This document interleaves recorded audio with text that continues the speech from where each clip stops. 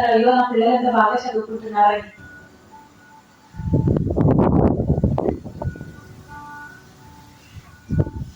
ఒక్కరిని తీయండి అయ్యా, 3 minutes చాలు.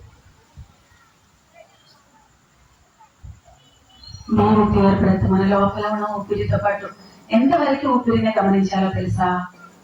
మనకి తరచుగా ఆలోచన వస్తుంది అనుకోండి, అదే నేను ఆలోచించకూడదు అని ఆలోచనలు కట్ చేస్తూ మన సహజమైన శ్వాసను గమనిస్తూ ఉండాలి. సహజమైన శ్వాసను గమనిస్తూ మెల్లిగా ఒక్కొక్క శ్వాస మెల్లిగా మెల్లిగా మెల్లిగా తగ్గుతూ తగ్గుతూ తగ్గుతూ శ్వాస కూడా ఆగిపోయినా ఆ గొప్ప శూన్య స్థితిలోకి వస్తాం.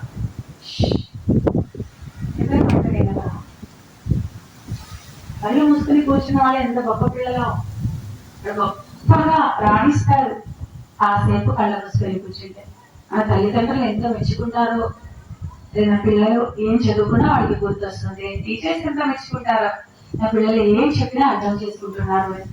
కళ్ళు మూసుకొని శ్వాసను గమనించేసి ఆలోచన వచ్చేటప్పుడు వాటిని కట్ చేస్తూ సహజమైన శ్వాసను గమనిస్తూ ఉండాలి. ఆ శ్వాస మెల్లిగా మెల్లిగా మెల్లిగా అది మెల్లిగా తగ్గుతూ తగ్గుతూ శ్వాస కూడా ఆగిపోయే ఒక స్థితి వస్తుంది. అప్పుడు కూడా మనం ఎంతో గొప్పగా ఉంటాం, మన ఏం ప్రాణం పోదు. ఆ శ్వాస గమనిస్తూ ఉన్న శ్వాస ఎక్కడ తెలియదు, గమనించే మనం కూడా అర్థం కాదు మనకి. అదే మన శరీరం ఎక్కడ, నాకు ఏ ఆలోచన లేదే, శ్వాసం ఎక్కడికి వెళ్ళిపోయింది. ఆ ఒక అవస్థలో ఆ ఒక శూన్య స్థితిలో అలా కంటిన్యూ అవ్వండి చాలు. మళ్ళీ శ్వాస మీదకి ధ్యాస తీసుకురాకలే. ఆలోచన వచ్చేటప్పుడు మాత్రమే శ్వాస మీదకి ధ్యాస, ఆలోచన ఆగిపోతే మళ్ళీ ఆ శూన్యం పట్ల ధ్యాస. ఆ శూన్యంలో ఏం జరుగుతుంది?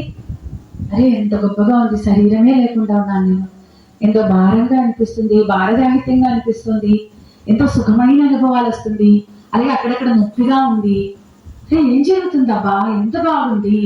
అది మన లోపల ఉన్న దైవంతో పాటు మనం ఉండడం.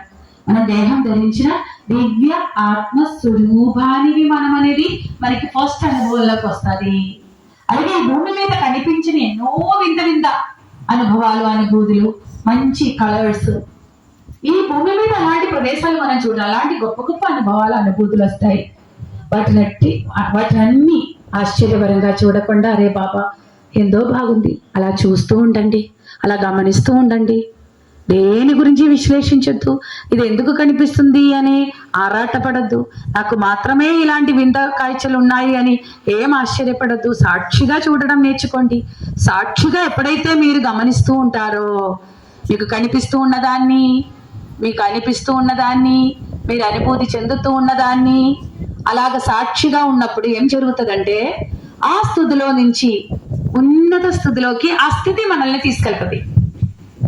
అరే ఎందుకు అది కనిపిస్తుంది, వాళ్ళు ఏం మాట్లాడుతుంది, ఎంతో మంది మనుషుల్లో మనకు కనిపిస్తాం, ఎంతో మంది ఎనర్జీస్, ఎన్నో అనుభూతులు, కోట్ల అనుభవాలు మనకి కనిపిస్తాయి. వేదన, కొన్ని ఏమో నాడీ మండల శుద్ధి జరిగేటప్పుడు మనకి పెయిన్స్ వస్తాయి, కొన్ని ఏమో దురదగా ఉంటాయి, కొన్ని ఏమో పాకేటట్టు ఉంటాయి. ఏమి కళ్ళు తెరవద్దు, దేని గురించి భయపడద్దు అసలు. అరే నాలో ఏం జరిగినా అది నా ప్రాణానికి ఏమి హాని కాదు, నాకు మేలు జరుగుతోంది, దాన్ని నేను గమనిస్తూ ఉండాలా అని గమనిస్తూనే ఉంటుంది. ఎంత ప్రశాంతంగా ఉంది, రూపాయి ఖర్చు సుగంగా మన ఇంట్లో కూర్చోవచ్చు, సమయం దొరికేటప్పుడల్లా పిరమిడ్కి వచ్చి కూర్చోవచ్చు.